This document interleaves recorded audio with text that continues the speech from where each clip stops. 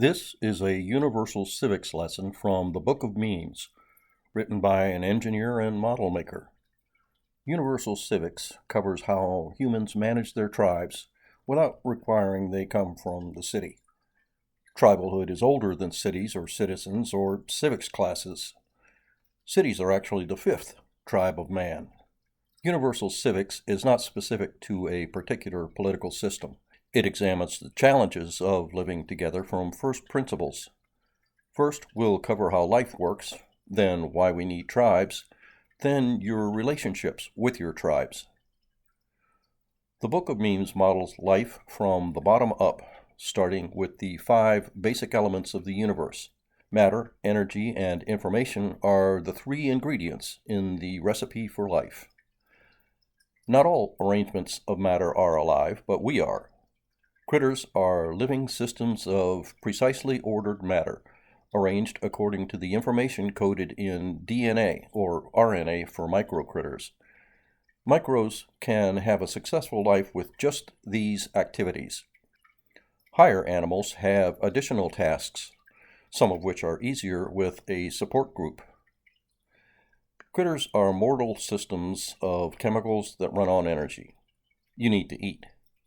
Groups are immortal systems of critters that run on information. Species and tribes evolve over time. You will help your tribes evolve, for better or worse. You can't help it unless you become a hermit. Most of us don't become hermits for instinctive, emotional, and intellectual reasons. First and foremost, tribes or mobs, like herds or flocks, can help animals survive. The need to survive also applies to social groups of critters. You can't say that they want anything. Social groups are no more than an agreement. They just seem like they want to survive because if they didn't, they wouldn't.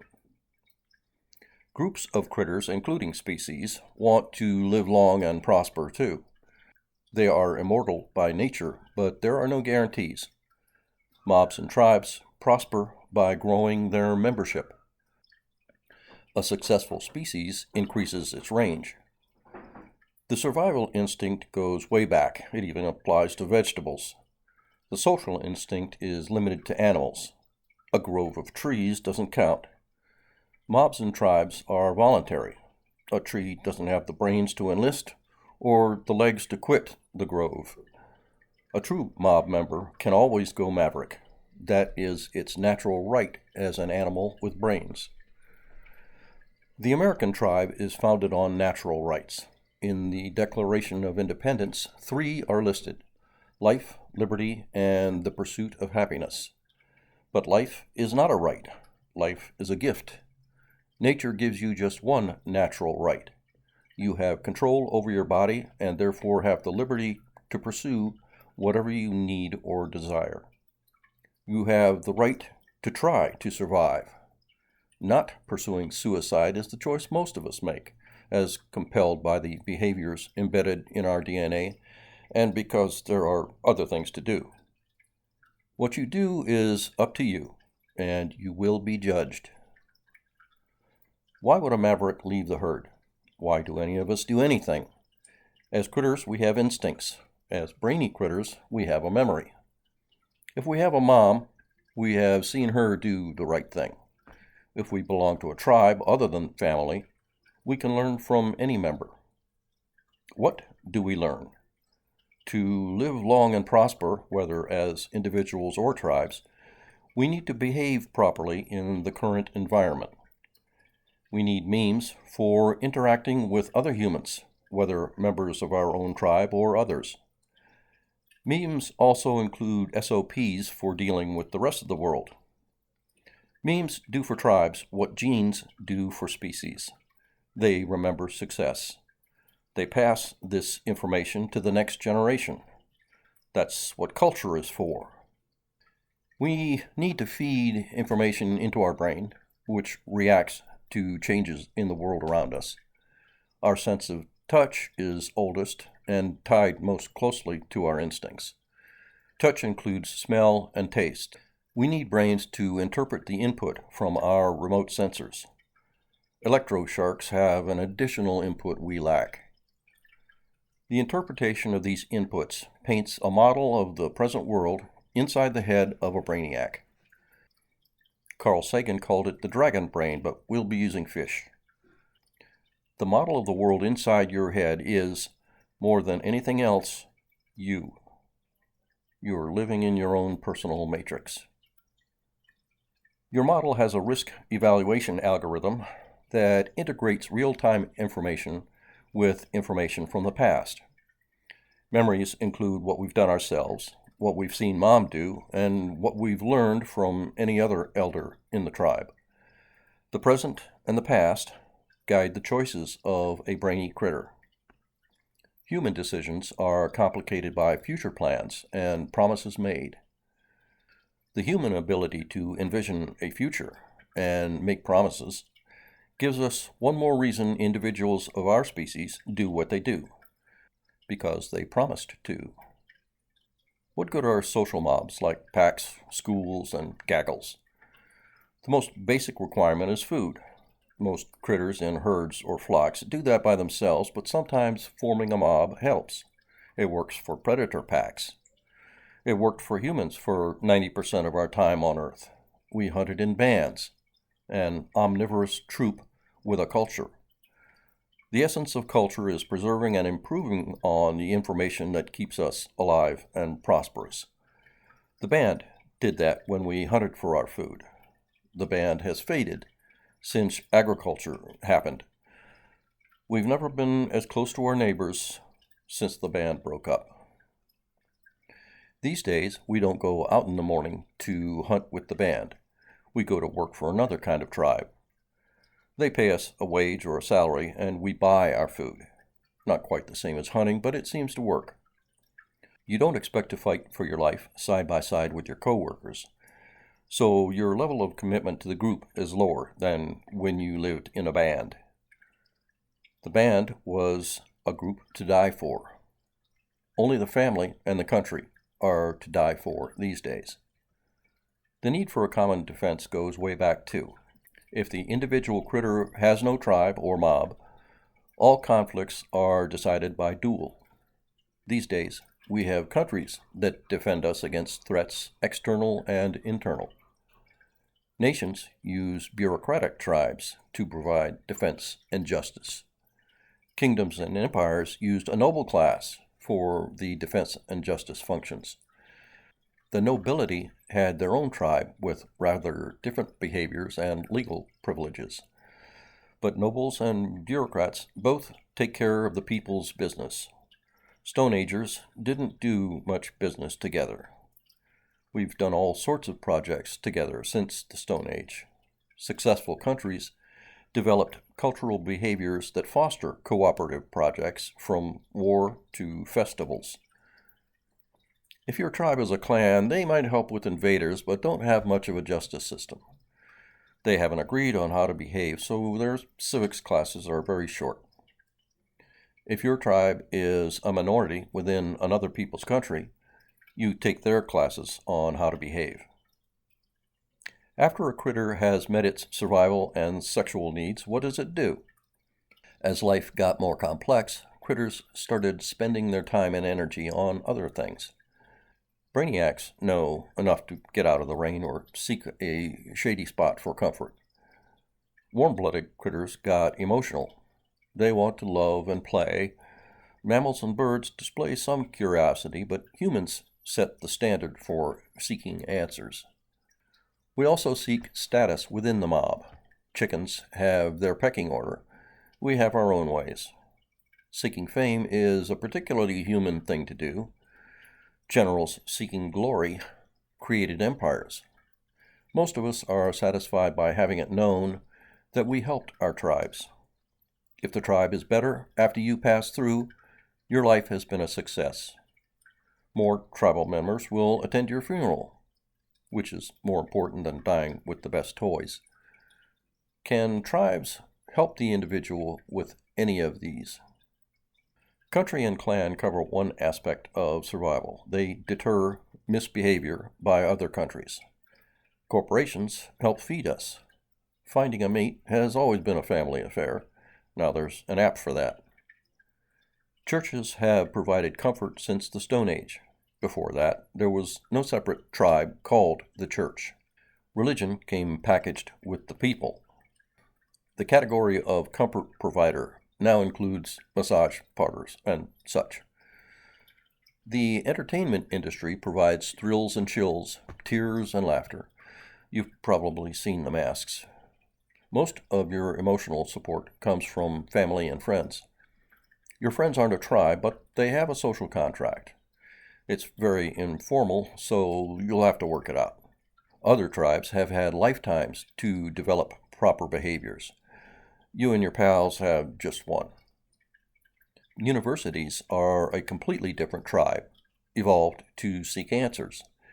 You can also buy answers from consultants. One way to seek status and fame is politically, but that's not what the party is for. All tribes have a purpose for their existence. They also have a set of requirements, including a need to live long and desire to prosper. Every tribe is required to resolve disputes among its members, or it will not survive. It's also required to remember stuff. That's what makes culture work. Of the three natural tribes of man, the family still has the basic function of raising survivable replacements for the parents. The band is just about out of business. It worked because hunting together was better than dining alone. The people would collectively defend the homeland if necessary. Some peoples ran away and ended up in the most inhospitable places on Earth. The uncontacted peoples of the world didn't learn anything about getting along with strangers. They don't have civics classes either. Most peoples switched to farming, cities, and kings. Nomadic herders tended toward the clan system.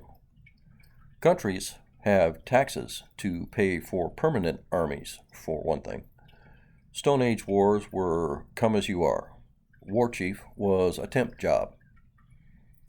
The king also had to institute a homeland-wide justice system, which didn't exist among hunting peoples. Stone Age peoples had independent bands where the elders resolved conflicts. Much of that wisdom went away when the band died. It took a while for the behaviors to change from the hunting life to farming and city life. A lot of people died before civilized behaviors emerged. City life can be tough. The king delegated a noble class to manage the people's most important activities. They developed their own tribe, a group of families with an exclusive marriage boundary around it. They wouldn't marry commoners, which was a new and snotty behavior. On the positive side, the nobility had princesses. That was their best PR gambit. Today we have the Departments of Defense and Justice. We also have political parties, which exist to determine our managers by popularity rather than noble blood. Tribes generally need to keep their promises. No form of tribe is worse at keeping its promises than political parties. How they keep their members loyal is baffling. The Bureau has developed an urge to do good, something the nobles were not known for. They aren't very good at it yet. At best, they prevent bad outcomes by denying permission to do that, whatever that is. Risk reduction is a growth industry, and all tribes want to grow. Bureaus have an advantage over countries or corporations because they have no natural enemies. There are other tribes in our lives. The Army is mankind's fourth tribe. Its purpose in life was the same as the hunting band, to obtain energy. They just got it from farmers rather than nature. The Army is a bureau now, so it doesn't steal stuff so obviously. Now it can focus on its kill mode. The city started as a country in some places, and loyalty to the prince was high. But most city-states were absorbed by kings or emperors. Loyalty for cities is now most explicitly demonstrated by sports fans. Cities still exist to enhance trade. A religious community is no longer local to one people. Its basic purpose is still to get people to behave. Empires are still around. They have an urge to expand that exceeds that of kings and prime ministers. An empire's route to prosperity comes at the expense of those in their way. War is a negative-sum game. Nations focus on trade, a positive-sum game. The Age of Empire began after a new tribe emerged, the barbarian army. The tribe that drives the industrial age is the limited liability, publicly owned corporation. It's said that they exist to make money and charities to give it away. But money is just the lubrication. Corporations exist to combine the animal, vegetable, and mineral resources of the world into goods and services that add value to our lives. A corporation, more than any other type of tribe, must keep its promises or it will go out of business. It's easier to switch allegiance between corporate tribes than almost any other type of tribe. Switching your bowling league is easy. Your social contract with them is minimal. You just need to show up on time, pay your dues, and have fun. The university retains a level of loyalty even after you leave, highest for donors. You get credit for going to a game. Watching games on TV shouldn't count unless it's pay TV. The college will get a bit of that. It's a very weak level of loyalty, but the member has contributed to the tribe, so it counts. The contract with university students is very different from the social contract for alumni. Charities are folded under generic advocacies. In comparison to matters of justice, war, and obtaining energy, tribes devoted to such specialized desires are hobby projects. The social contract is a voluntary agreement by a group of brainiacs to stick together. Members of a hive can't opt out. Ants and bees don't have the brains to sign a contract. Members of warm-blooded mobs have or had a mom, so have never really lived alone. Tigers don't have a tribe or mob after leaving mom, so they don't have civics classes either. The individual members of a mob are expected to behave in certain ways. They have duties. The minimum contract reads, "Follow us to survive." Members give up their freedom of maneuver for the protection of the mob. That universal benefit is called safety in numbers. It's based on the predator becoming confused by too many targets. Noisy critters get sentry duty and are expected to sound an alarm when trouble appears. That doesn't work for fish.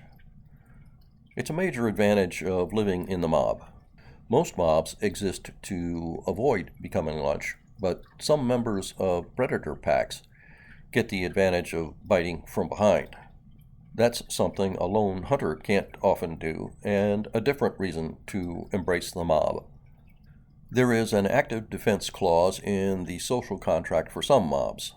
One form of collective defense is the stampede.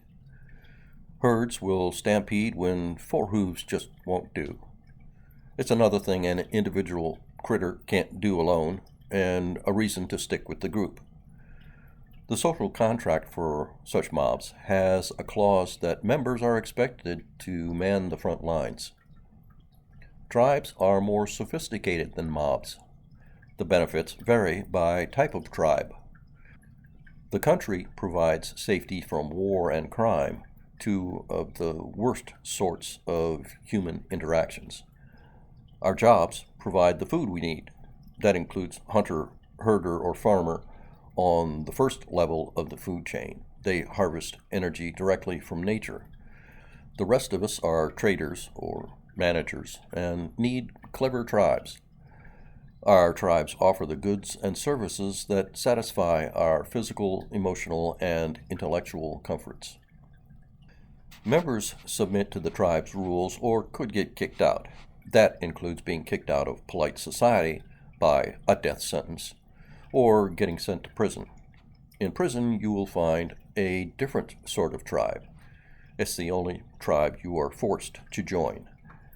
But it has an enduring culture, easily the nastiest on Earth, so it counts as a unique kind of tribe. It just doesn't offer much in the way of benefits. Other institutions have lesser penalties. They can lock the door if you don't behave by their rules on their property. Communities don't have any property or much of a rule book. They are the weakest class of tribe in terms of enforcement. They can only bark at you. Members of the tribe submit to the will of the crowd in more complicated ways than simply following the herd. Herd members only give up their freedom to choose a direction. Smarter critters give up a variety of freedoms, some of them being bad habits. At a minimum, members donate some of their time to obtain the benefits of membership. Members devote time and energy to tribal pursuits rather than their own. Your life can be divided between time spent in tribal service and me time. In addition, the tribe wants quality time. Members are expected to try their best. If you have abnormally more me time than tribal time on your scorecard, you're a slacker at least, and nobody likes a slacker. But to be fair, excessively helpful people aren't normal either, and saints are beyond weird. The 5% of the population that is beyond 2 standard deviations is, on this or any other issue, technically insane. Fortunately, sometimes they're crazy good. This is the normal distribution of selflessness for individuals. For a tribe, it's called morale. A tribe with a higher than normal percentage of slackers is in trouble. Tribal members trade their time, energy, and talent to earn the benefits of membership. Members seldom trade any form of space for tribal services. The last element in the universe is matter. You are seldom asked to contribute any of your physical matter unless you have broken the rules of the Yakuza and are extremely sorry. Trying hard is mostly a matter of using your knowledge and talents to the max. Even if you're not management, you make many decisions in pursuit of whatever goal you are working on. By your decisions, you will be judged on the accuracy of the model you have in your head of how you think the world works. And you will be judged on the content of your character. You have several tribes, so you need to prioritize. You have more choices these days. The genetic tribes are the family and the people. Stone Age peoples successfully transitioned to kingdoms or empires and nations if they had the right means. The family lost the support of the band in the critical task of obtaining food. That task then fell on farmer dad. Some dads started businesses as trades other than farming became available. The game of trade has made us rich enough to invent new tribes and new reasons to spend your time on something other than yourself. There are only 2 kinds of people in the world, you and everybody else. They are organized into tribes. You'll need some of that. They'll have rules. If you break them, you will pay. That's the deal. If you don't submit, you can't play.